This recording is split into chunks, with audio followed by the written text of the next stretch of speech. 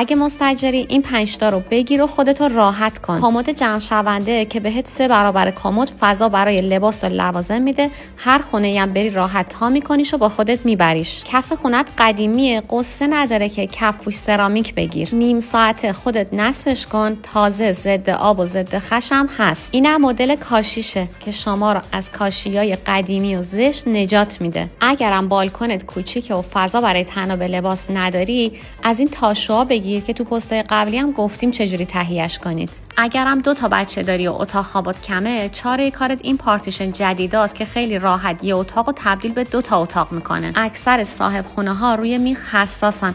از این نظم دهنده ها بگیر که نیاز به میخ و پیچ هم ندارن. برای همه خونم کاربردیان. از دستشویی بگیر تا آشپزخونه. این پستو بفرست برای مستاجرا که خوشحالشون کنی. اگه به هر کدومم نیاز داری این پستو لایک کن و ما رو فالو داشته باش تا اطلاعاتش برات ارسال بشه.